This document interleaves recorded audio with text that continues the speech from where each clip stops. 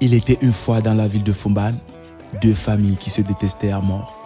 Jingbei comme est un serpent. On n'a pas besoin de preuves. Nous savons que c'est son tour. Vous semblez oublier que ce sont les musulmans arrogants. Même le sultan a essayé de réconcilier les deux familles et ça n'a pas marché.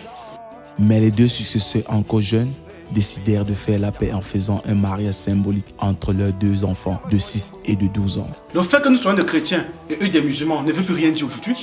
Mais combien de temps va encore durer cette guerre? Nous sommes les deux familles les plus riches de cette ville et vous ne vous rendez pas compte que cette guerre nous fait perdre plutôt de l'argent. Avec tout le respect que tu dois, tu ne peux pas dire que cette guerre nous fait perdre de l'argent. Écoutez, je pense qu'au lieu de perdre du temps à discuter de ça, on doit faire la paix avec la Mecca. 10 ans plus tard, et Nestor, le garçon vient de terminer ses études de médecine à 22 ans seulement. J, tu sais bien que tu peux compter sur moi. Surtout que j'ai terminé la première phase de mes études. Ce que je te demande, c'est de prendre immédiatement femme, même si tu vas continuer avec les études. Mais où se trouve Amira, la fille?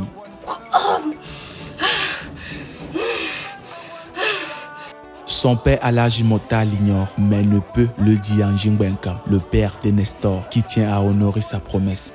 En ce qui me concerne, mon fils sera prêt quand je lui demanderai d'être prêt. Et c'est exactement le cas pour moi. Pourquoi tu ne lui as pas dit la vérité?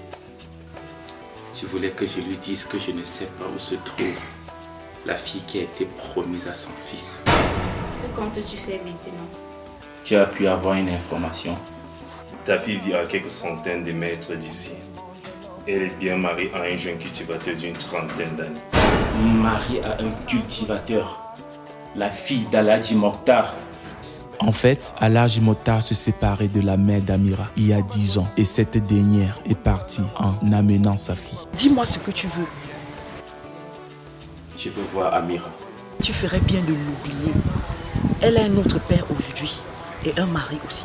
Malgré les conseils de sa nouvelle épouse, Alhaji Mokhtar n'est jamais allé chercher sa fille. Je t'avais conseillé d'aller chercher ta fille parce qu'elle n'était en rien responsable des choix de sa mère. Mais tu n'en fais qu'à ta tête. Aujourd'hui, Amira est mariée à un cultivateur et elle ne va pas bien malgré tout l'amour que lui voue son mari en Warula. Qu'est-ce qui lui arrive? Je n'en sais rien. Ça a commencé tout à l'heure. Sa belle-sœur Samira refuse de croire que son mal est sérieux. Amira, tu fais tout ça parce que tu veux que ton mari reste auprès de toi, n'est-ce pas? Dans tous les cas, nous devons l'amener à l'hôpital. Et envoie son frère en Warula vers un vendeur de médicaments de la rue plutôt qu'à l'hôpital. Bonjour docteur, on m'a dit que vous soignez toute maladie. C'est vrai, on ne vous a pas menti.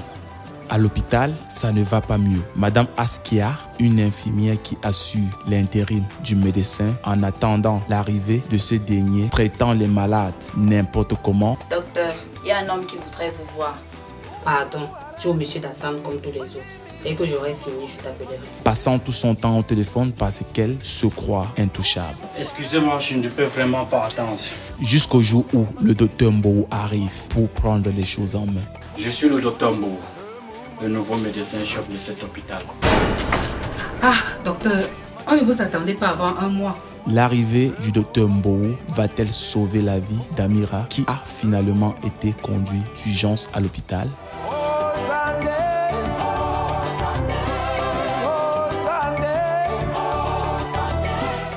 Grâce aux informations glanées par Raïm, le frère d'Alhaji Mokhtar, ce dernier va-t-il récupérer sa fille comme il l'entend? Qu'est-ce que tu comptes faire? Quelle question? Je vais la chercher, bien sûr. Mais elle est mariée. Rien à faire. Et je tuerai le premier qui se mettrait à travers mon chemin.